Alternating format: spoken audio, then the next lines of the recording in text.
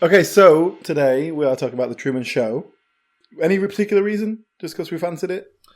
I had to pick a film. I thought it'd be a good one to talk about. I think I wanted to do a Jim Carrey film because we had to look at a shit one a while ago. I seem to remember. Did we? Did we look at a shit Jim Carrey film? The Grinch? Oh yeah. But also, I mean, just gonna come out and say it's one of my favorite films. I mean, it's in my top 10. Whoa! So that's big words. Yeah. But I haven't watched it in probably about 10 years or something before the other night. So did it hold up? Did it hold up? Wait and see as a tease for you. Should we introduce who we are? Yeah, maybe. We usually do. I'm Alan, hello. This is Sol over there. He's a regular correspondent. All right, hi. Yeah, I mean, I know who I am, but who the fuck are you, Alan? I'm the other guy who's on this show all the time. What? And who else have we got today? On this show? Yes. We have a woman called Judy Bignell. Hello. Hello. Hello, Judy, regular guest star of the Diminishing Returns podcast. So, now, Judy, we got you on here. Now, my recollection is that you really like this film as well. I do. Okay, this is good. I'm going to really be the voice of dissent then, aren't I? Oh, you dick. You're telling me you don't like this film? Okay. How can you... This is completely up your alley as well. Okay. This is like a film that should be everything you like. And what on earth have you got to say that's bad? Well, if we're going to put our cards on the table then, I don't dislike the film at all, but as a broad view, I think this is a film that has a really great premise. It ripped off the Twilight Zone. Are you taking the piss out of yourself? Kind of. It's got a really great premise, and I feel, considering the premise, what we actually get is really quite simple. And there's so much what you like. more that I want it to do. I agree. I think the concept could be a lot more complicated, but I like that this film does what it does, and like I say, I think the simplicity is a strength. You like films where two people are sat in a car together and nothing happens. Yeah. How on earth can you say this is too simple? Well, Alan would argue that that's emotional complexity and nuance. But this is a high concept film. And I just feel like there's so much to do with this that they don't really do, and it just feels like a slightly missed opportunity for me. There's loads you could dig into. I believe the original screenplay, like, famously, well, probably not famously at all, but one of the things the original screenplay had, for example, was Truman frequenting ladies of the night because his wife doesn't love him, and so he had to go out. I was saying that's not really what I meant when I said I wanted something more. Well, no, but my point is that it was going to dive into how his personal relationships weren't real and how that affected him, but they thought we'll just streamline it because that's an extra complication that's going to just muddy the waters. Well, no, they show that side of things. They show the side of the breakdown with Meryl, but the point is it's because he's in love with someone else. Yeah, but you never. So you have the whole fetishizing the woman's face thing. Yeah, but you never see how the fact that his whole his emotional relationships are basically false. You never really see the impact. Well, that's because of that to him they're real. Yeah, so you never dig into that. The fact that there's a woman who's raised him for 30 years, but yet she still doesn't even really like him from the looks of it. Surely even if you're pretending to be someone's mother for that long, you would at least have some affection towards them. And hang on, no. I wouldn't say it comes across like she doesn't like him. It comes across like she doesn't love him, certainly. No, she's just coming across like... I mean, that woman, the few things I've seen her in, she's always playing the pushy, upper-class mother. So, yeah, they cast her as his mum. Yeah, but that doesn't come across like she doesn't love him. It's just she's a character type. She's a social class type. I wouldn't say there's no love there. I think it's meant very much as this is a woman playing the role of his mother and... nothing more. No, not at all. I'd say that comes across like a fairly genuine... Which one? I mean, she's not a perfect character, not a perfect mother, but I wouldn't say it comes across like a flawed relationship. I think it comes across incredibly false, and I think that's by design. I think she's meant to be an actor doing a job. Which bits? Which bits are you coming? Because she's only actually in a couple of scenes. Yeah, so with him. like when they're out looking for him at the end, she's like, he just needs to hear my voice, Truman. Yeah. Well, it doesn't sound like she's concerned about him. It just sounds like she's trying to like stop the show falling apart. Oh God, It sounds like she knows how to manipulate the boy she's been raising for however many years. I think you're putting a lot of extra tell me one scene in which she shows any kind of emotional concern. But she doesn't have to show emotional concern to show emotion. Then anything but disdain. Well, when she's using that tone and strokes the picture and goes, "Oh, my little clown," how can you say that sounds? She's doing cold? it in front of him as a performative thing because they're trying to guilt him into feeling bad about wanting to leave. Yeah. Have you never had your mum look at a picture of you and go, "Oh, you in that nappy? I remember when you blah blah blah." Blah. Either of your parents.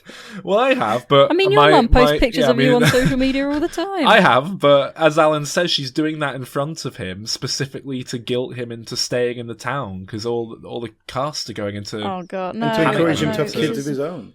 Yeah, it's a very specific.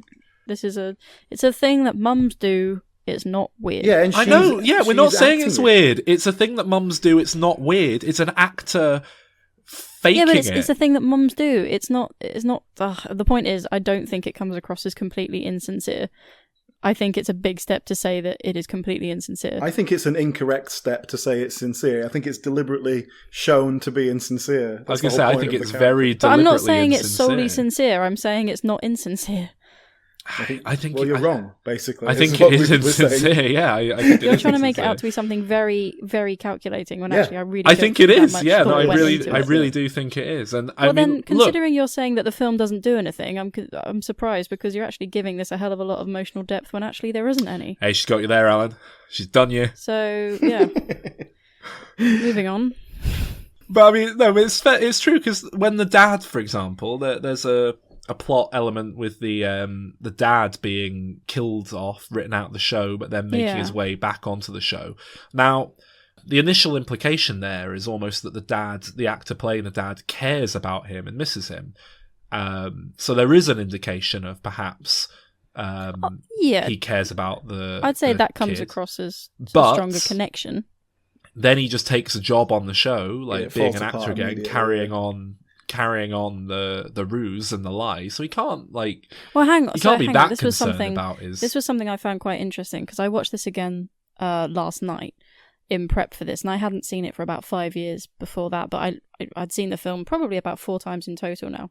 Now, last night was the first time I ever clocked that they said in the interview that Christoph gives, he says that Kirk, the guy, the character, had tried to get onto set. And that's why he's there as the homeless man.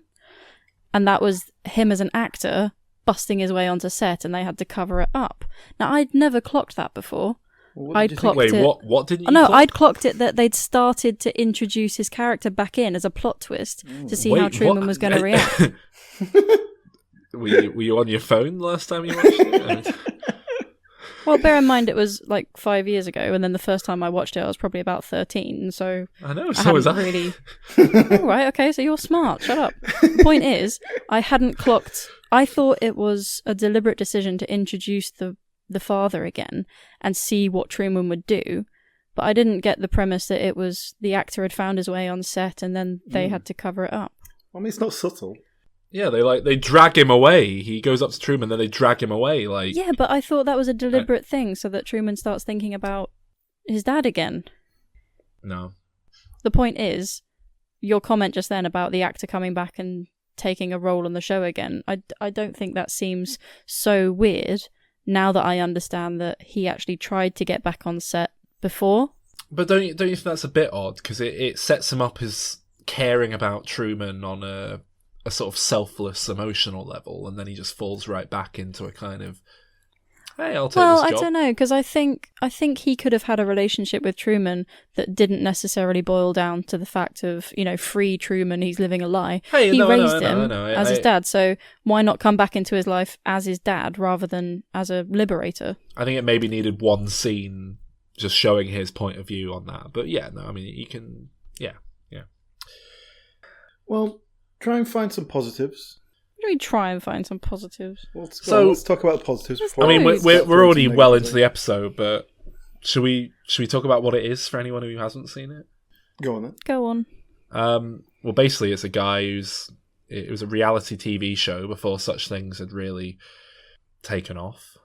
Yeah, it's like a fictional world created around this one guy who's being filmed for the show 24 hours a day, doesn't know he's part of a show, and that's it, really. He starts to figure out the conspiracy of his life and figure out something's wrong and tries to break free from it. But it's a love letter to the human spirit, isn't it, Alan? No. Can't tame the beast. Well, this... Rebellious human beings. I don't think that's what it is, really. But it's interesting that it is really kind of talking about a reality TV culture before it existed. It's ahead of its time in many ways. And I think watching it now, you lose that somewhat. I know, it's quite a prescient film in weird ways that I don't think were particularly intentional. I don't think they made this thinking, oh, this television genre is going to take off and become really popular. I think they were just using it as a metaphor, like, wow, wouldn't that be weird? It's just kind of odd, like you say. This basically became very close to actual television. And yeah, I mean, there had been stuff, in the genre before. There was a documentary, wasn't there, called The Family or something in like the 70s or the 80s that was just fly on the wall cameras filming a family. Paul Watson. Is that who made it? Yes, the guy I interviewed for my dissertation when we did my degree. Yeah, I mean, it's not like the first time anyone had thought to film real people and see what happened. Yeah, and like I say, there's Twilight Zone episode predates it. I think it might be from the 80s revival, but there's a Twilight Zone episode that does the exact same thing where a guy realizes he's being filmed for a reality TV show his whole life. So, yeah. But obviously it's handled as more of a twist than a thing that we're... Well, that's interesting you mentioned that, because I think this was originally designed to be a kind of twist, because you don't really know until 40 minutes into the film. You don't get that kind of reveal. What? Yeah, you do. Straight away. Right up front. Take off the crystal. They're interviewing. Yeah, they're interviewing Marlon and Meryl, and they're like, "My life is the Truman Show. It's a lifestyle." Yeah, but these are inserts that they've put in the edit. I'm talking about the book of the film. Take I that think out of it. What the script was originally written as was that there was a reveal, but when they filmed it, they decided that you can't do it. We need to advertise it as what it is. We need to put it in the trailer and stuff. That would explain why the exposition dump comes an hour into the film. Yeah, exactly. Which I'm a big fan of. I like the way it's like, all right, you've earned a bit of exposition now. Here you go. But I love the way it kind of is structured in that regard. I love that opening imagery of just a big studio light falling from the sky. Mm-hmm. And I think if it was possible to watch this film not knowing what the premise was, I think that would work really well. You'd think, oh, that's very strange. So yeah, no, you're probably right, actually. That's, yeah. Yeah. I mean, my whole thing with this film is that it's set up as an analogy, for real life. It's like we're all sort of enclosed in our little bubbles, and we're all controlled by certain things, responsibilities. You can't go traveling because you got to pay the rent. You're married, and so that stops you from doing this. And it's sort of going in that direction, and then it kind of gets lost in this idea of him escaping. And I think the analogy just breaks down somewhere along the way, and that's what I'm talking about when I feel like there's something more here that I want to get to.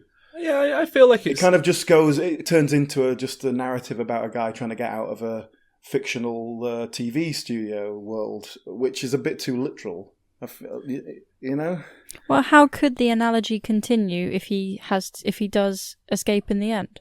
If he didn't escape, then fair enough, it can all be still an analogy. But if it has to become concrete at some point, then surely that analogy has to... No, the analogy, he can escape as part of the analogy. That part of the analogy is someone choosing to move away from their hometown. But that is what happens. Yeah. No, I'm not saying the analogy is lost completely. I'm saying it's never quite explored as much as I want it to be. And it just becomes a bit more about, like I say, just a narrative. I'll admit that I think there's maybe 3 or 4 kind of thematic subtexts running concurrently, which I don't think personally is too much of a problem, because I think they all work. I never quite feel like it gets muddy, but I do kind of agree that perhaps some of them aren't delved into as deeply as they could have been done, but that's fine for me. I just wanted it to be a little bit more subversive or even satirical, like perhaps just a bit darker. I think it's extremely satirical, subversive. Yeah, but no, I don't think it is. I don't think it's really kind of claiming it in the way it should be. Imagine if Paul Verhoeven or someone like that made this film. It would be so much more. Okay, it wouldn't be subtle. It probably wouldn't be as good, but it would be. At least you feel like you're getting the point across. I think this. I don't understand what you're saying. How does that change with Paul Hogan? Or that's what you just said. Whatever you said. Paul the Hogan. Hulk Hogan. Back up and go again. What did you say? No, I want Paul Hogan directing this. What did you say? Man, I no want wonder to see I was getting lost. I want to see that film. It's about the Truman Show. An Australian man. The Truman Show in Australia. It's not a knife. This is a knife. Yeah, that'd be brilliant. I couldn't understand. It's the Truman Show, but then he's mowing the lawn, and then his wife comes in and says, "Hi, Truman. You know that knife you got in there? That's not a knife. This is a knife. It slices, it dices, it even makes soup." And holds up the new knife set. Brilliant. What did you say? Paul Verhoeven. But yeah. Oh, no wonder I didn't get it. Who the fuck's that? He's a very well-known director. I heard Paul the Hogan, and I was like, he either means Hulk Hogan or Paul Hogan. He did RoboCop, Total Recall, Showgirls, Starship Troopers. Anyway, but my point is, I'm not saying that it would be a better film, but I think it would be more obviously satirical or just darker would be nice. Mean, okay, let me put it this way, okay? Mean by satirical? Let me put it this way. If you told me this film was directed by Ron Howard, I would totally believe that. That's how kind of vanilla and straight down the line it is. What? I think there's a bit more to it than that. I mean, should we talk about Peter Weir? I think this is a first for the podcast. I don't think we've mentioned him before. No. He's Australian, isn't he? He is, yeah. I mean, he could have done that. He could have done it with Paul Hogan. With Paul Hogan. He's a filmmaker of some great repute. I think he's a very... I think he's very hit and miss. Depends if he's got a good script or not. But I think he's a very good director. Perhaps not got an over...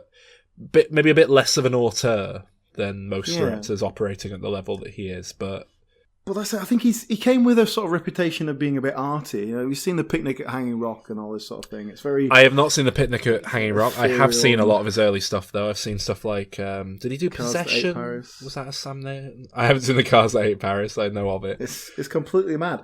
But or is it? No, hang on. Is it? Oh, I've seen The Last Wave. That's the early one of his I've seen. The Last Wave. But yeah, I'm not that fussed, to be honest, about any of his films. The Witness is kind of just plodding and boring. I saw 2/3 of Green Card because you were watching it when we lived together, and I was like, "What is this shit?" You were like, "Oh, I've got to watch it. It's one of the Oscar nominees from." It was Oscar 1990. Nominated. He got Oscar nominated best screenplay. I think it was. Something like it did look awful. It's just a shitty rom-com. Considering you're saying though that it's really vanilla, I can't remember if it was Alan or Sol that just made that comment, but the idea that it's really vanilla. The point is, he's for most of the film it's depicting a really vanilla suburban life, and I think it really juices that up with all the crazy little cuts and camera things and the way it chooses to depict them. I'm not sure how you can make this topic less vanilla. I think that's a very strange thing to accuse it of when that is one of the themes of the film. I agree. I think it would be very difficult to put too much directorial style upon this film before you kind of start to eat away at the premise and feel they're going for. You've got a crap ton of tiny cameras and they make the most of them in a very artistic way. What else are you meant to do? It routinely feels like you are watching the show by design, it often sort of switches into, this is a camera shot that would be broadcast as part of the show. You're watching the show now, and as a result, it wouldn't work the same way if it was full of Guy Ritchie camera work or. I'm not really concerned about the visual elements. It's more the content, really. It's the message of it, and. Well, I think primarily it's message, it's subtext. I think it's primarily an ode to the power of love. So that's probably why you don't like it. Well, that's it. Maybe because if that's what you're getting out of this story, then that's bollocks. Because it's the weakest part of the film, and it's also the least interesting message in the whole thing. I think, out of the subtext, yeah. But talking about analogies, though, I think Sylvia or Lauren's character is more of an analogy in this film than some of the other stuff. I think him sailing off on the boat looking at that photo, I see that a lot more metaphorically than it could be depicted literally. But I think that's the problem. I don't think it comes across particularly. I think it comes across quite literally that he met this girl once, didn't get to know her in any way, but fell in love with her and has been harking for her for 15 years or whatever it's supposed to be. And I don't think it's meant to be that he's in love with her so much as he's in love with the idea of her. He's never had a chance to kind of I think it live his life. But that's my problem. I think it does always come across as living. He's in love with her. We see her running to meet him at the end of the film. It's like that's not a metaphor. I feel like that's literal. He's in love with her because she was taken away. So it's more that he's trying to get back what's been taken away. Because I get the impression that it wouldn't have burned so bright if they'd got to know each other and it had fizzled out by other means. I think it's because it was denied. So that's why it stays quite metaphorical. Well, of course, love is not gonna last if you actually have to live with the person. That's just coming from you. Well, I mean, that was the longest relationship I've had. Obviously, it didn't last, but it lasted like 6 years. So I mean, it's more than a flash in the pan. That was how. No, 6 years is probably about right. It ended badly. Yeah, but hang on, this is very biased coming from you, Alan. I mean, no, my point is, you're going to have all of this. You're going to harbour stronger feelings for something that has not kind of had the opportunity to let you down or to show another side. Obviously, this kind of cynical. This fictional idea of what you're missing is going to be greater than reality. Obviously. Yeah. But I feel like there's a middle ground here where they could have had it that they had a different love interest and then she started getting guilty about lying to him, so she was going to tell him and they had to get away from, take her off the show and stuff. Like, just have they had some sort of relationship and it was like his first love and he's... No, but I think it's... Hang on, who are you talking about? The woman. Natasha McElhone. What do you mean? Why would she feel guilty about... Oh, as in if they'd had a relationship. Yeah. Like if she'd been hired as an actor, they'd introduced her as his high school sweetheart, but then like after 6 months or something, she actually fell for him and she was like, oh no, I feel bad about it now. She tries to tell him, they whisk her off, and then they introduce Laura Linney. Like that, at least then, actually, I agree. At least then I could believe that there's love there. And I'm sure we all got feelings as, oh yeah, that person I met when my first love or whatever, and especially if she did still get snatched away sort of quite suddenly and he never had the closure, like that would be enough. That would be enough for me to buy into it. But this woman he met one night and they ran to the beach and didn't even have sex. It's not one night though. He sees her over the course of like the whole school year or whatever. It's implicitly more than just the few scenes but you see. She's meant to be. I mean, if we're talking metaphor and going to sound very wanky here, but she's meant to be the forbidden fruit, right? She has to remain something that is never achieved in order to fulfill that. Well, no, hang on, because Adam eats the fruit, and that's the problem. Okay, but I mean the concept of to motivate someone as the forbidden fruit. Actually, no, Adam doesn't. It's Eve, isn't it? Both of them. But anyway, like that's what the impulse is. That's why that's there. Surely. I think that's there so you don't worry too much about him. He's got I think it's just to show there's someone on the outside who's going to kind of look after him when he gets out. Yeah, that's probably and true. It's more. I think that's just there so that it's, you know, a happy ending. It's not too melancholy, because otherwise it would be a bit. Obviously, you know, he's going to go out there and become a major celebrity. He's very wealthy and well off. But anyway, so. This is what I mean by things that are kind of unexplored. Like, the fact that he's locked in a loveless marriage, in a very literal sense. There's no love. She doesn't even particularly like him, from the sounds of it. Like, obviously, that's supposed to be like a metaphor for people trapped in marriages, and they've got this yearning to escape. But do they really want something else, or are they just not happy with what they've got here, or what is it? And again, it's just. So hang on. So what's your problem with it? It just sounds like it's asking that sounds like it works. Because it feels like it doesn't get explored. It gets lost in. It gets lost in a very literal sense of that he's in a TV studio and he's not a real person. No, I think it gets explored about as fully as I want that explored. And yeah, I think there's only so much he can explore in the duration of a film that we're not going to bitch about for being too long. Unless the film was entirely about the marriage falling apart on the TV show, in which case we'd be sat here going, well, I like the premise of the film, but I felt like it wasted it by just focusing in on this guy's marriage deteriorating. But then that's the kind of film you'd like, isn't it, Alan? That is the sort of, it's like that downsizing film that just went on some fucking tangent about environmentalism. And yeah, oh no, that was the main premise. Tangent about Nordic people saving the world that had nothing to do with anything.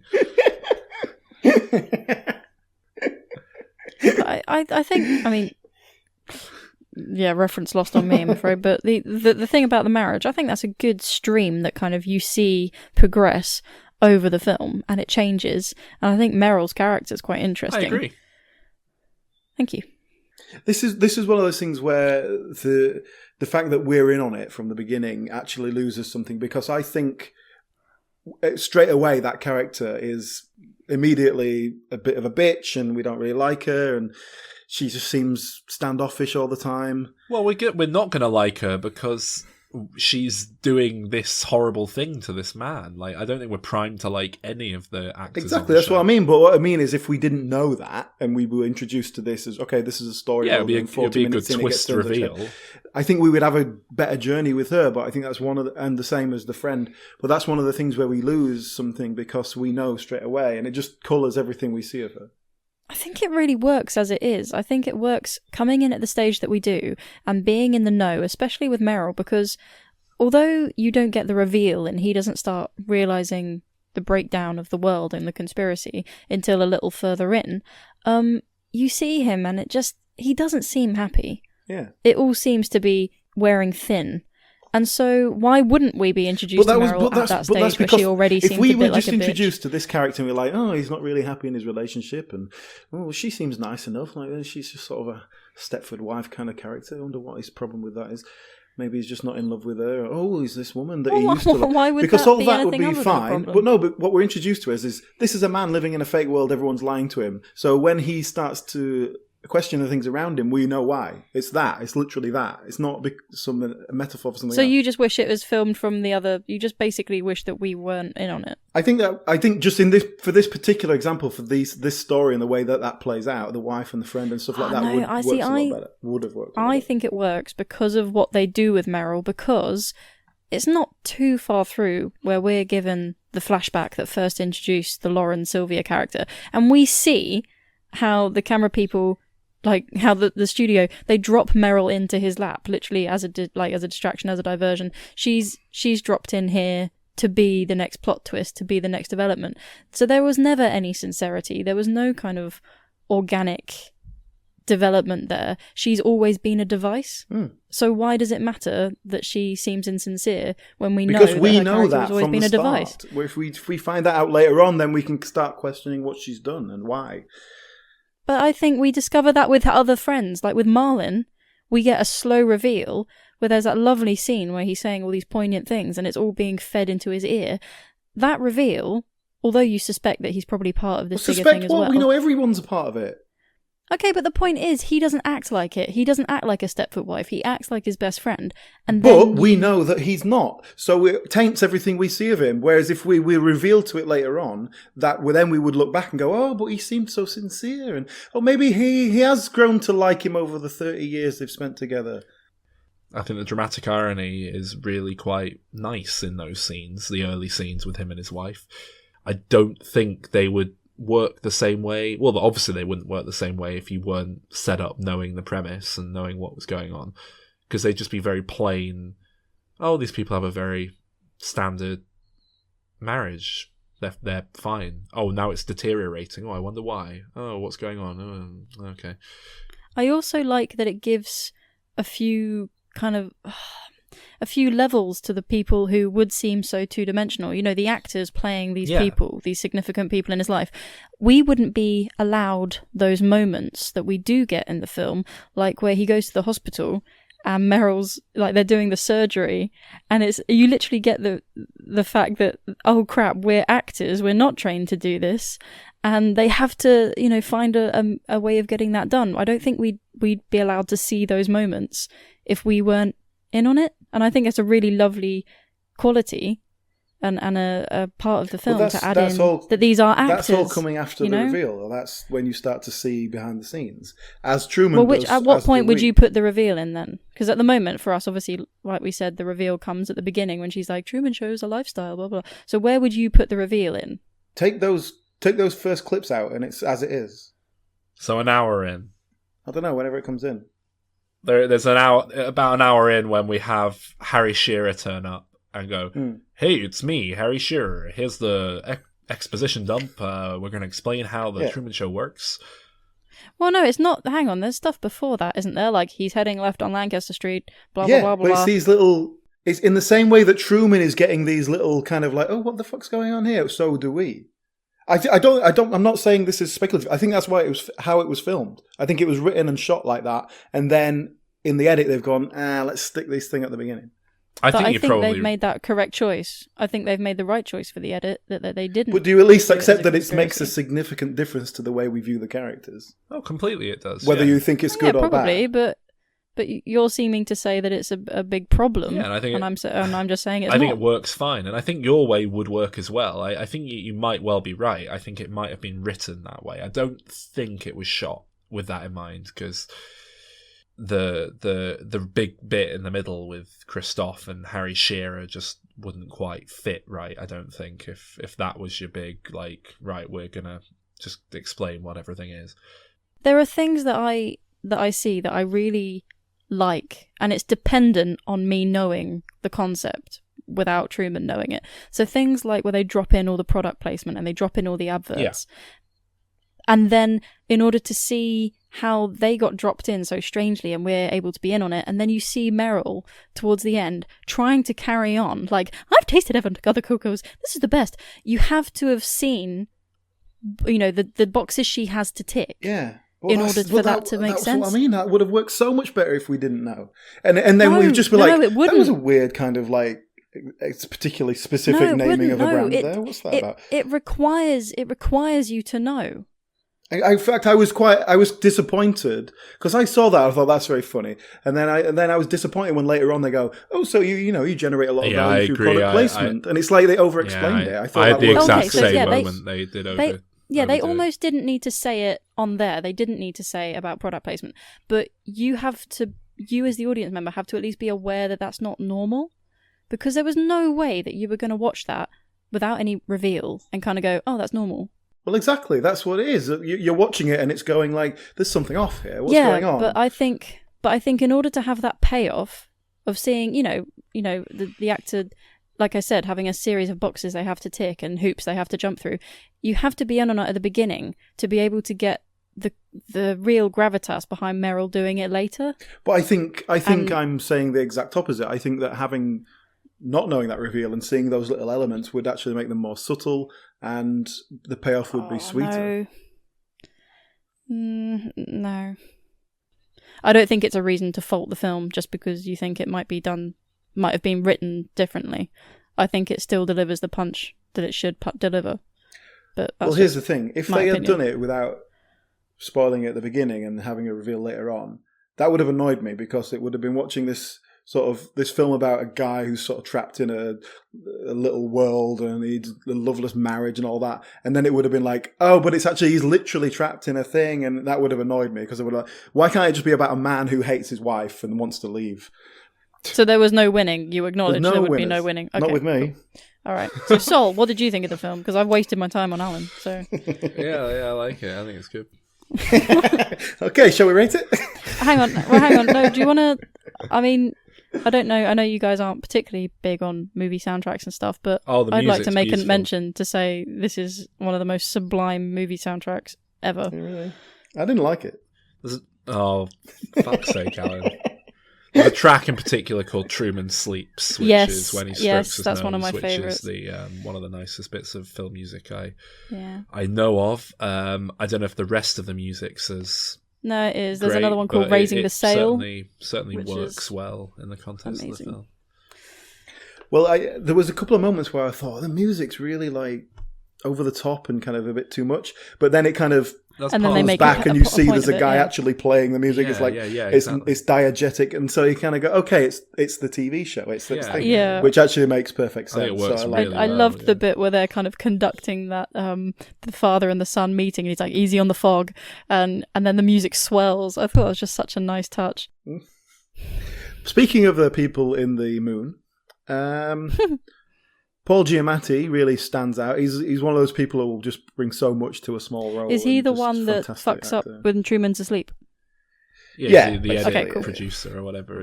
But just Paul Giamatti is such a brilliant actor, and I mean, this is about the same time he was doing Big Mama's House. He hadn't quite hit the... I was going to say, I was going to ask if this was why are you mentioning this guy? If this was before he'd broken out into... Well, I mean, Paul Giamatti's a very... No, I know. Well-respected. He's kind of like a Philip Seymour Hoffman type, isn't he? He's kind of like... He's probably the guy who was like most elated when Philip Seymour Hoffman died, because he was like, oh, brilliant. Some work. I'm gonna get some more work from now on. But yeah, like he's the one that stands out in that cast, and like obviously has the most to do, but it's just a classic example of an actor doing a lot with not a lot. Do you know what I mean? Like on the page, you could have get a mediocre actor in that, and it would have just been a throwaway part. So what about Ed Harris then? Good. Yeah, very good. He's a good actor. He's a good actor. Yep. Happy with that. This is one of those roles that could be done in like 10 completely different ways and in a very different feel to it. Yeah. So do you think this is the right choice? I do, because I think most of the other ways would have been like a Karl Lagerfeld comedy sketch. I think it could be very easy to do as an eccentric and overdo. I think it's dialed back just enough to work. Yeah, it's a little bit too cold for me. There's just something missing. He is a little. I think cold. it's deliberate. I think that's deliberate. Yeah. Yeah, I do think it's deliberate. I'm just not sure it's the choice I want. But I like that he's he oversees everything, but he's not a father figure. I kind of like that weird dynamic they've got, especially when it comes it boils down to it near the end, and he's saying he's really strategically trying to think about what Truman would do, because he knows the man, because he's watched him grow. And then he's saying, we're not watching the sea. And then there's that lovely bit where he's just kind of watching him and wondering where he's going. And I think it's nice, because that never feels like a father figure, but it feels like someone who's just knows. That's it. It was a deliberate choice to not make him a fatherly towards. I think he's a god analogy, if anything. Well, yeah. But yes, but then I don't know if that. Well, obviously that's what they're doing, but I don't know if it comes across particularly. I think it's got an anti-religious streak. It's got an element of "fuck you, God," and I love films that do that. But when you just said that phrase, Saul, when you said it's a god figure, if anything, I think that's the best way of describing it. Because again, I don't see it as like, oh, okay, so he's God, but there's meant to be that sense. I think I don't think you're meant to pinpoint one. Especially because it's the voice in the clouds and the sun's coming down. Obviously. Yeah. When he calls himself like the creator. Yeah, but at the end, God's kind of saying to him, hey man, I love you and that. And he's like, fuck you, God. You're talking shit. You used me. I'm leaving. Okay.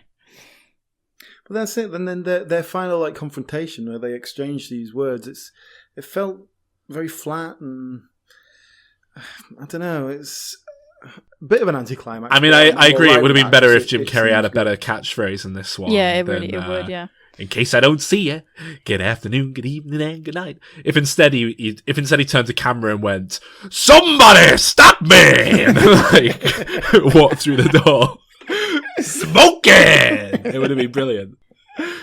The thing I like about the ending isn't Jim Carrey's reaction so much that Christoph's saying all of this, but it's meant to be kind of a bit like a seduction, and he's literally only saying these things as a last resort to stop Truman leaving. And then the look on his face when he realizes he doesn't have the control, that's what the ending is all about for me. It's not Jim Carrey should have a better catchphrase as that character to leave.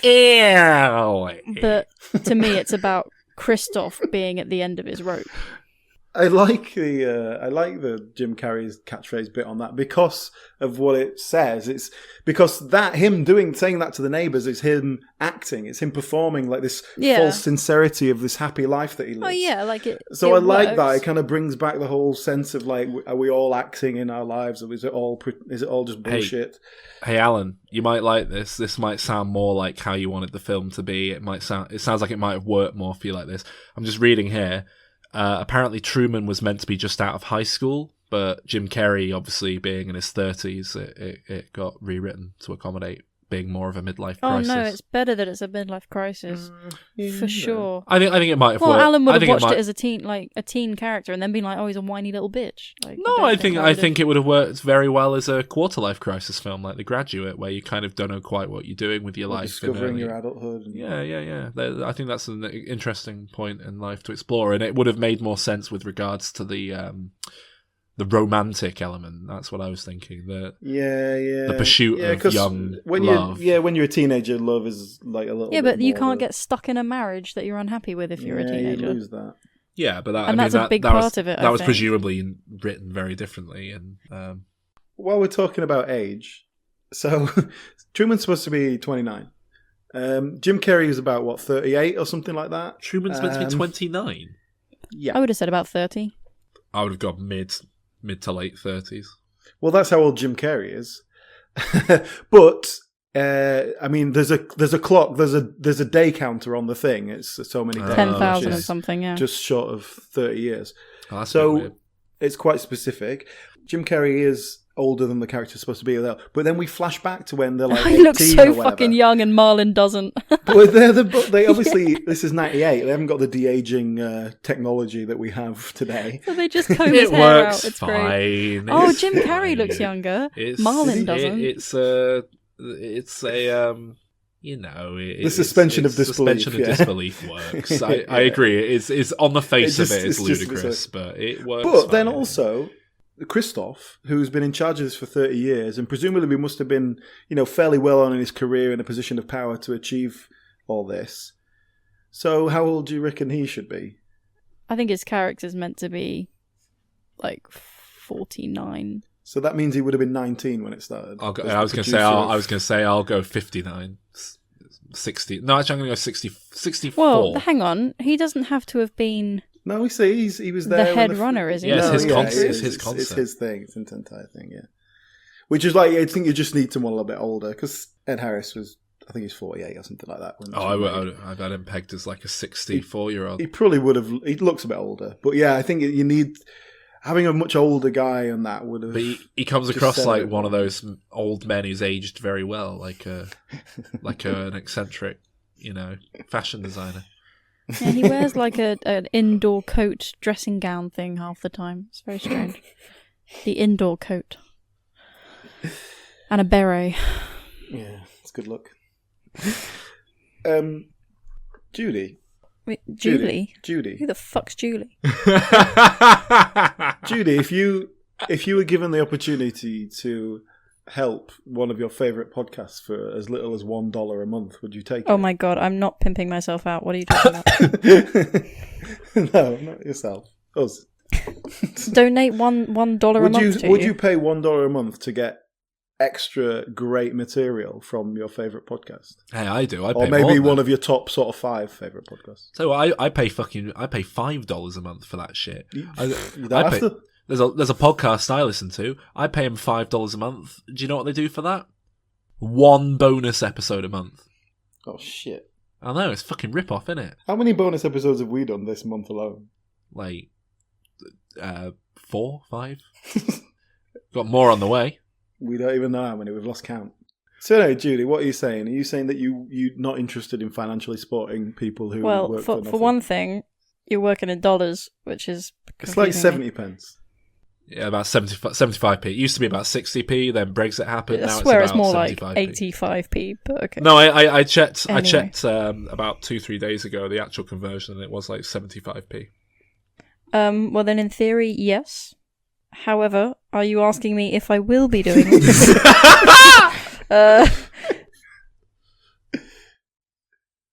So, Jim Carrey. Yes. I think he's very well cast. Oh, I think this is, yeah. I think he makes the film. It'd be a very good film without him, but he elevates it to a whole new level. It's one of my favourite Jim Carrey films. I think it's probably my favourite Jim Carrey film. I think it's probably the best work he's done as an actor, which I say is high praise because I think he's a very talented actor. I think he's a very good actor. I think he's a very good actor as well, but I don't know. I wouldn't put this at the top end. Well, what would you put at the top? Cable Guy. Well, that's the other thing I'm mentioning. Yeah, performance-wise. Hang on. Performance-wise, he gives an amazing performance in Cable Guy. Yeah, it's a good comedy performance. I don't know if it's quite the same level. But it's not just comedy; it's unnerving, and I think he's portraying something that at the time wasn't really acknowledged as what it should be now. Yeah, I like him in Cable Guy, but I don't think it's quite the same level of acting as. Well, no, it's not. It's not poignant, but. Well, not even that. I just don't think he's quite bringing the degree of depth to it, or even trying to. Well, that you get. No, but I think it's a very good performance still. I mean, I'd certainly put Cable Guy above his performance in Mr. Popper's Penguin. Yes, man. Ace Ventura, maybe. No, I was going to go with one of the good ones. No, Ace Ventura. Ace Ventura is different. As a comedy performance, it just completely that character. Yeah, you couldn't put that into anything else, but it's perfect for that role in that film. I put it on. I'd say it's just the same as kind of Cable Guy in the sense of what he achieves. It's a lot better. Well, the film's a lot better, but characterization wise, I think Cable Guy is better than nailed Ace them Ventura, both. Actually, what, as a film? Yeah. Soul, what the hell? I don't think Ace Ventura is that great, to be honest. They're both amazing. I think the second one's better. Final note, I just want to say how beautiful the imagery is at the end with him walking off into a door in the sky. Yeah, I like this. I like when it's like the wide shot and you can see the stairs up the sky. Yeah. I mean, that's one of the all-time great film scenes, if you ask me. It's just, that's film as a medium at its best there. Do you want to rate it? Yes. Yes? 9. Sol? 10. 10? Yeah. I was debating how many 10. 10s have we been given out in this Ding dong. 7 out of 10 podcast? Hello. Ding dong. Who's there? Yeah, baby! Is that the 10 out of 10 Austin Powers voice? It's the long-awaited return of Austin Powers, Judy. Oh, no. Is this a thing? I don't remember this. Oh, what yeah! Do you mean Groovy, baby! What did I miss? I don't even remember this. I've definitely been on every episode. Does the Truman Show make you horny, baby? Okay, thank you. Well, you don't know either. Right. I gave it 7. What? 7? Yes. Oh, you're such a hypocrite. Why? Because you're all about these films that do the things that the Truman Show does, and you rate them down, and then a film like probing questions and focusing on one person. It just left me feeling a bit flat, like there was something more to be done here, depressing. And I didn't get it, and everything just was a little bit too. That is not justifying a 7. Middle of that is the road justifying for me. an 8. No, 7 is what I gave. No, I can't believe that means you gave Wonder Woman higher than this. Well, yeah. And I think you should feel ashamed. Strangely, though, I don't. But you should. So, That gives Truman Show 8.7. Does that go on to our top 10 at all? Is it high enough for that? Fuck it, I want to give it a 10 now just because of you being a book. I mean, you can change it if you want, but I don't know. I was going to change it. I was on the fence about giving it a 10 anyway, but Alan's angered me. It should be higher. Well, I don't know. I don't know how I feel about this. That feels like that feels like 10 doesn't. No, you can Os you 10 can stick powers. with the 9, but I was thinking Os about 10 powers. 10's gotta have integrity, baby. Yeah, baby. Just go changing things on a whim. No, I was on the fence, but you it can won't keep be it as a officially 9, endorsed but I was on by the fence. Os 10 powers. That's all. That's okay. I do not mind. It might be officially endorsed by Ernest Borgnine? Doc 10 Evil. Oh no, that doesn't work. Doc 10 Evil, whose evil scheme is to give 1 million tens. Oh, dear. You can't see, but I did the little thing with my little finger. Anyway, look. How does that rate on our Diminishing Returns top filmometer? In number 11. Tied with Die Hard and A Clockwork Orange. Oh, fuck 2 of my other off. favourites. 2 of my other favourites. Truman Show. I mean, I know it's one of your favourite, but the Truman Show definitely deserves higher than A Clockwork Orange. Had Judy given it a 10, it would be number 7, joint with Ed Wood and American Beauty. That's where it belongs. I mean, I will accept it definitely should be higher than American Beauty, certainly. I think it should be on a level with American Beauty. But I don't, and that's why the overall score has been brought down. That's the way this works. Yeah, democracy, the thing that you always rally against, Alan. And I feel like you're now just trying to teach us a lesson. He deliberately brought it lower. I didn't. That was my honest feeling. You did. Okay, so that's the Truman Show, and good to see you next week. Bye. Bye. Thank you, Judy.